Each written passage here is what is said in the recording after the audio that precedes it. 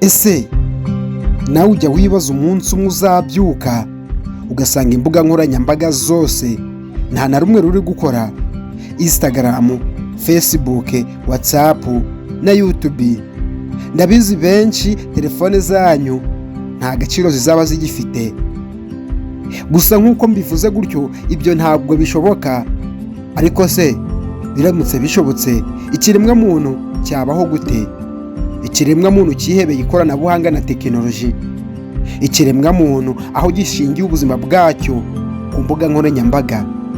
Ibi tugiye kubivugaho, tumenye impamvu izi mbuga nkoranyambaga zihagaze, ingaruka byatangira kutugiraho mu gihe cy'amasaha 24 nta rubuga na rumwe ruri gukora.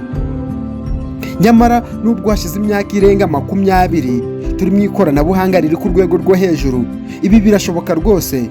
Aho interineti ishobora guhagarara, ibikorwa bya muntu hafi ya byose bigahungabana. Reka tuvuge kuri izi mbuga nkoranyambaga, aho zabaye ikiyobyabwenge cya mbere cyakoroneje ikiremwa muntu kuva mu myaka irenga 20 nk'uko nari mbivuze haruguru. Abashakashatsi mu by'ikoranabuhanga bo nibaryama kugira ngo iki kibazo umunsi cyavutse bazashobore guhangana nacyo. Nk'uko buri muntu wese yashaka kugira ikintu ageraho akomeza kugisigasira, ni nako mu ikoranabuhanga bimeze. Twagiye tubona imbuga nkoranyambaga zigiye zitandukanye, batuzanira ChatGPT, Gemini ndetse n'izindi mbuga nkoranyambaga cyangwa se izindi porogaramu zishobora kudufasha mu buzima bwacu bwa buri munsi.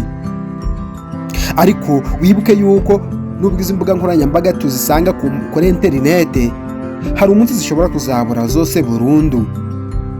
Nyamara amakuru y'abantu benshi ashingiye kuri izi mbuga nkoranyambaga, aho ubuzima bwabo ariho buri, ari ibikorwa byabo bya buri munsi bibitse. Bamwe babika kuri email, abandi bakabika ku zindi browser amakuru yabo. Ariko se ujya wibaza ku mutekano w'izi mbuga nkoranyambaga niba wizewe?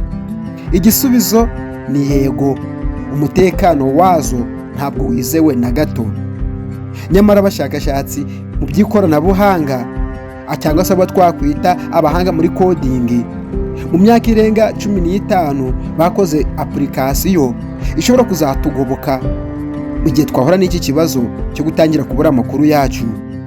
Na application yitwa Signal. Iyi ni application neza ikora nka WhatsApp, itanga amakuru mu buryo bw'ibuziguye.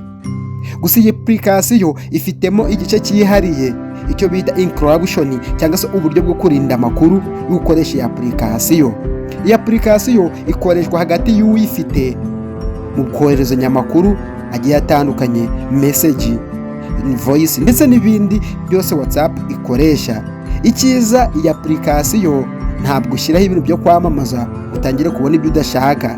Umutekano wayo urizewe, gusa benshi ntibarayimenya. Ariko uko imyaka iri kugenda yicuma ku isi, bari gukomeza kugenda bagoboka cyangwa se batangira gukoresha iyi application, aho muri iki gihe ikoreshwa cyane n'abanyaburayi. Bivuze yuko igihe wayibona mu Rwanda yahageze cyangwa se abantu batangiye kuyikoresha, uzamenye ko ibintu byatangiye guhinduka. Benshi tumenyereye gukoresha website browser yitwa Google. Ndabizi ko nta muntu utazi ishakiro rya Google. Nyamara uko abahanga bakomeza kugenda bagura ibikorwa byabo n'ubumenyi, badukoreye icyo bita application yitwa DuckDuckGo. Iyi niyo ikora neza nk'ibyo Google ikora mu gushaka amakuru agiye atandukanye abitse mu maseriveri agiye atandukanye. Gusa niba ushaka kugira ngo tukugenda tukugezaho ibintu bigiye bitandukanye mu ikoranabuhanga, tukwapudetinga, banza ukande subscribe kuri Yoshida Movie Rwanda.